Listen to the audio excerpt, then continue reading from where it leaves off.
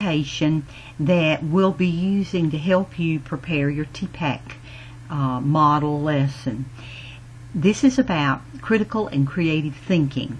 Now, originally I had 4 parts to this. It was called the 4 C's. But I think it's important that we just focus mainly on critical thinking and creative thinking and how you can make sure that's added to your TPAC lesson. This morning I mentioned the importance of using higher order thinking, critical thinking, creative thinking as part of your lesson planning. And that's important because on the job, many times we go beyond just remembering what's important and applying it and then being creative in what we produce. When you start teaching, you'll need to remember, you'll need to recall what you've learned in your classes. But then you'll also need to evaluate a lot of things, you'll need to analyze a lot of things, and you'll need to create a lot of things while you're teaching school.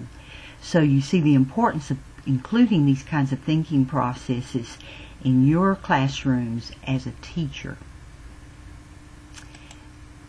I'm again going to focus mainly on the critical and creative thinking, although collaborative thinking is also important, but I think most of you have had classes that teach you more about that.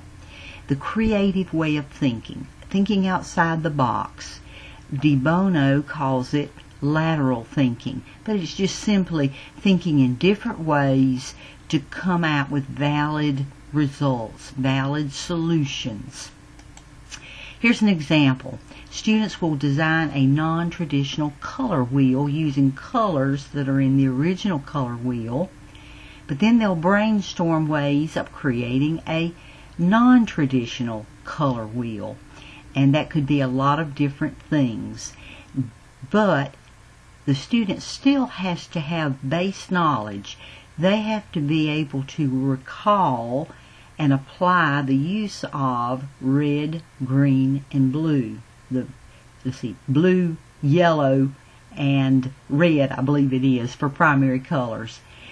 My kindergarten, first grade teachers, you may need to help me remember. But they have to have that basic knowledge before they can be creative to design and generate a different kind of color wheel with different combinations of colors. So that's creative thinking, which is higher level, but it requires lower level recall as well. Critical thinking is more closely associated with problem solving. You have to think logically and you have to reason your way through solving a problem. Systematic thinking is a type of critical thinking, making good judgments based on what the facts that you have. So when you plan your lesson, you want to perhaps include some thinking activities that require making decisions based on the facts that the student might have. Systematic thinking is logical in the right sequence. Analysis of complex data. We talked about that a little bit this morning, where students might gather average daily rainfall from 2 states and then compare that information. You did this with your WebQuest evaluation project. That was definitely analysis of complex data, and in that case it was textual data. Here's another example. Students will be able to examine one event in history that relied on the use of education to manipulate the thinking of some individuals in a community or population. Now, that would require a lot of perspective taking, and it would require reasoning abilities. For example, if students studied what school systems were like in Nazi Germany, then they're going to definitely be taking a different perspective on world events. Here's the most important slide. You're going to compare critical thinking with creative thinking. So when you're planning your lesson and you want to make sure that critical or creative thinking is included, you can refer to some of these descriptors.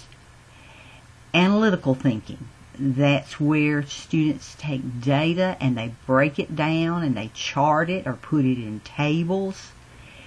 They can calculate like the probability, statistical analysis that we talked about. That's analytical thinking. You compare that with creative thinking, and that's more generative. That means you might take data from complex information like a web quest, but then creative thinking would require that you generate or create a new web quest of your own.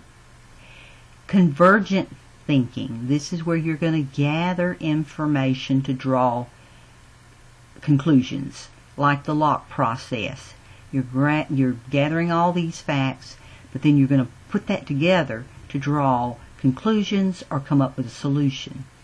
Divergent types of thinking processes are the opposite, of course, where you witness or observe or view an event, and from that you try to connect it with a law or a theory of some sort, or put it in an appropriate category.